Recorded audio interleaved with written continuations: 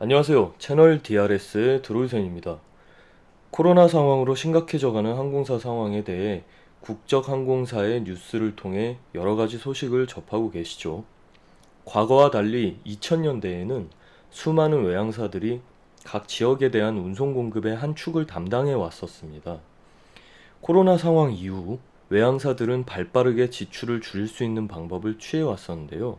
처음에는 운항 중단이나 감편을 통해서 수익 창출이 없는 상황에서 지속적으로 발생하던 운항에서의 지출을 줄이는 쪽으로 움직였습니다. 그리고 각 국가의 정부들과 살아갈 방법을 모색하며 자금 마련에 집중 중이었죠. 그러는 사이에 한국 내의 각 브랜치 오피스의 정리해고 등의 소식은 극히 드물었었습니다. 그나마 한국의 지원금 제도에 대해 본사에 설명하고 그 비용과 함께 어느 정도 실직의 가능성을 낮춰왔었죠. 그리고 이와 더불어 출근하는 날짜를 대폭 줄여서 그 비용 절감의 효율성을 더하는 방식으로 지금까지 버텨왔었는데요. 제가 이번 주에 항공업계의 상황을 돌아다니면서 확인해 보니 이런 상황도 점차 악화가 될 것 같습니다.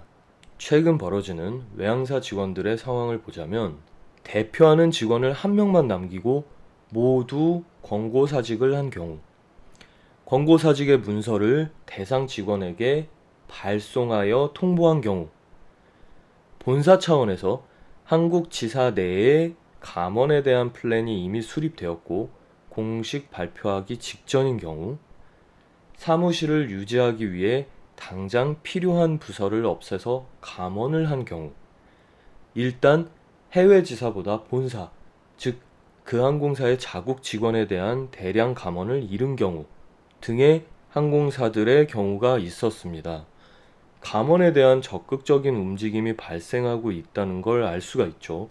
각 외항사의 직원분들과 이야기를 해보니까 현재 상황으로 미루어 보았을 때 해외 지사인 한국 지사의 감원 등이 벌어지는 것은 당장 벌어져도 더 이상 이상하다고 생각되지 않을 정도의 상황이라고 이야기하였습니다.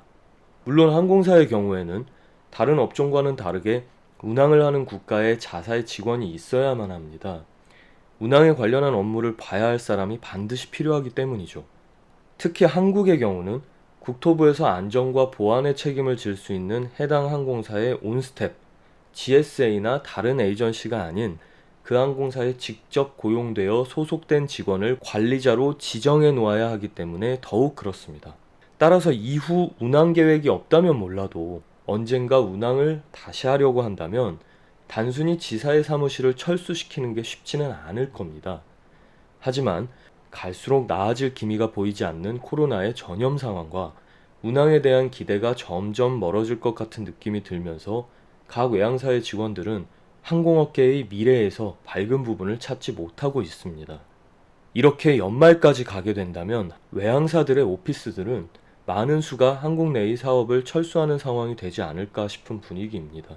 특히 일부 국가의 경우는 항공사를 살리는 부분에 더 이상 지출을 하기 어렵다는 입장을 밝힌 곳도 있어서 더욱 그 문제가 커져가는 상황이죠. 한국의 경우도 국토부에서 이제서야 항공사의 수가 많다고 이야기를 하고 있고 그 행보에서 사실 자연적으로 항공사의 수가 감소하는 것을 바라는 느낌도 느껴집니다.